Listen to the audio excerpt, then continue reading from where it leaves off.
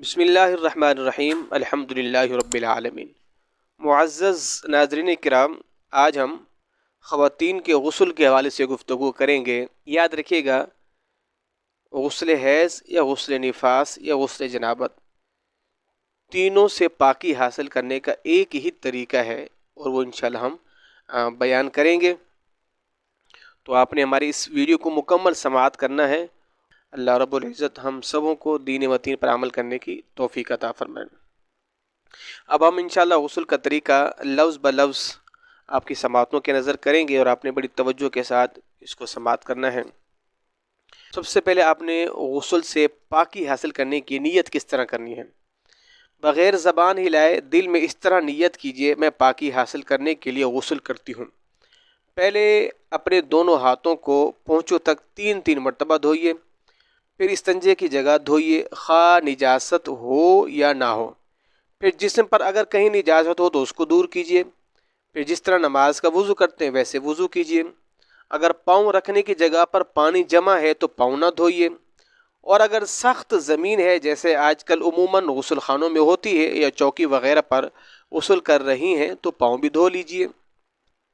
پھر بدن پر تیل کی طرح پانی چپیڑ لیجیے، خصوصاً سردیوں میں۔ اس دوران صابن بھی لگا سکتی ہیں۔ پھر 3 بار سیدھے کندھے پر پانی بہائیے، پھر 3 بار الٹے کندھے پر، پھر سر پر اور تمام بدن پر 3 بار۔ پھر غسل کی جگہ سے الگ ہو جائیے۔ اگر وضو کرنے میں پاؤں نہیں دھوئے تھے اب دھو لیجیے۔ خصوصی خیال رکھیے گا، سطر کھلا ہوا ہو تو قبلے کو منہ نہ کرنا چاہیے، تہبند باندھے ہوں تو حرج نہیں۔ یعنی آپ اگر سطر کھلا ہوا ہے، بالکل برہنہ ہو کر غسل کر رہی ہیں تو قبلے کی جانب منہ نہیں ہونا چاہیے۔ ہاں، اگر تہبند وغیرہ چادر وغیرہ پہن کر غسل کر رہی ہیں تو پھر کوئی حرج نہیں ہے۔ تمام بدن پر ہاتھ پھیر کر مل کر نہائیے۔ ایسی جگہ نہائیے کسی کی نظر نہ پڑے۔ دوران غسل کسی قسم کی گفتگو مت کیجیے، کوئی دعا بھی نہ پڑھیے۔ نہانے کے بعد تولیہ وغیرہ سے بدن پونچھنے میں حرج نہیں۔ نہانے کے بعد فوراً کپڑے پہن لیجیے۔ اگر مکروہ وقت نہ ہو تو 2 رکعت نفل نماز ادا کر لینا مستحب ہے۔ یاد رکھیے گا، غسل کے 3 فرائض ہیں: کلی کرنا، ناک میں پانی چڑھانا، اور تمام بدن پر پانی بہانا۔ نمبر 1، کلی کرنا۔ منہ میں تھوڑا سا پانی لے کر پچ کر کے ڈال دینے کا نام کلی نہیں، بلکہ منہ کے ہر پرزے، گوشے، ہونٹ سے حلق کی جڑ تک ہر جگہ پانی بہہ جائے۔ اسی طرح داڑھوں کے پیچھے، گالوں کی تہ میں، دانتوں کی کھڑکیوں اور جڑوں، زبان کی ہر کروٹ پر، بلکہ حلق کے کنارے تک پانی بہے۔ روزہ نہ ہو تو غرغرہ بھی کر لیجئے، سنت ہے۔ دانتوں میں چھالیوں کے دانے یا بوٹی کے ریشے وغیرہ ہوں تو ان کو چھڑانا ضروری ہے۔ ہاں، اگر چھڑانے میں ضرر یعنی نقصان کا اندیشہ ہے تو معاف ہے۔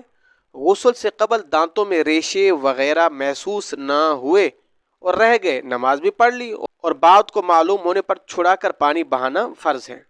پہلے جو نماز پڑھی تھی وہ ہو گئی۔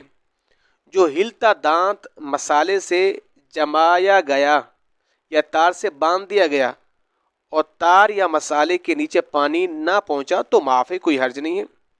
نمبر 2، ناک میں پانی چڑھانا۔ جلدی ناک کی نوک پر پانی لگا لینے سے کام نہیں چلے گا، بلکہ جہاں تک نرم جگہ ہے یعنی سخت ہڈی کے شروع تک دھلنا لازمی ہے، اور یہ یوں ہو سکے گا کہ پانی کو سونگھ کر اوپر کھینچیے۔ یہ خیال رکھیے بال برابر بھی جگہ دھلنے سے نہ رہ جائے ورنہ غسل نہ ہوگا۔ ناک کے اندر اگر ریٹھ سوکھ گئی ہے اس کا چھڑانا فرض ہے، نیز ناک کے بالوں کا دھونا بھی فرض ہے۔ نمبر 3، تمام ظاہری بدن پر پانی بہانا۔ سر کے بالوں سے لے کر پاؤں کے تلووں تک جسم کے ہر پرزے اور ہر رونگٹے پر پانی بہہ جانا ضروری ہے۔ جسم کی بعض جگہیں ایسی ہیں اگر احتیاط نہ کی جائے تو وہ سوکھی رہ جاتی ہیں اور غسل نہ ہوگا۔ بالخصوص اسلامی بہن کے سر کے بال گندے ہوئے ہوں تو صرف جڑ تر کر لینا ضروری ہے اور کھولنا ضروری نہیں۔ ہاں، اگر اتنی سخت گندی ہوئی ہو کہ بے کھولے جڑیں تر نہ ہوں گی تو کھولنا ضروری ہے۔ اگر کانوں میں بالی یا ناک میں نت کا چھید یعنی سوراخ ہو اور وہ بند نہ ہو تو اس میں پانی بہانا فرض ہے۔ وضو میں صرف ناک کے نت کے چھید میں، اور غسل میں اگر کان اور ناک دونوں میں چھید ہوں तो दोनों में पानी बहाइए। भवों और उनके नीचे की खाल का धोना जरूरी है। कान का हर पुर्जा और उसके सुराख का मुंह धोइए। कानों के पीछे के बाल हटाकर पानी बहाइए। ठोड़ी और गले का जोड़ के मुंह उठाए बगैर न धुलेगा। हाथों को अच्छी तरह उठाकर बगलें धोइए। बाजुओं का हर पहलू धोइए। पीठ का हर जर्रा धोइए। पेट की बिल्टें उठाकर धोइए। नाक में पानी डालिए। अगर पानी बहने में शक हो तो नाक में उंगली डालकर धोइए। जिस्म का हर रोंगटा जड़ से नोक तक धोइए। रान और नाफ से नीचे के हिस्से का जोड़ धोइए। जब बैठकर नहाएं तो रान और पिंडली के जोड़ पर भी पानी बहाना याद रखिए। दोनों सुरीनों के मिलने की जगह का ख्याल रखिए, खुसूसन जब खड़े होकर नहाएं। रानों की गोलाई और पिंडलियों की करवटों पर पानी बहाइए। ढिलकी हुई पिस्तान को उठाकर पानी बहाइए। पिस्तान और पेट के जोड़ की लकीरें धोइए। शर्मगाह के बाहर का हिस्सा, हर गोशा टुकड़ा ऊपर नीचे खूब एहतियात से धोइए। अगर हैज या निफास से फारिग होकर गुस्ल करें तो किसी पुराने कपड़े से शर्मगाह के अंदर से खून का असर साफ कर लेना मुस्तहब है। और अगर नेल पॉलिश नाखूनों पर लगी है तो उसका भी छुड़ाना फ़र्ज है, वरना वुज़ू गुस्ल नहीं होगा। हाँ, मेहंदी के रंग में हर्ज नहीं है।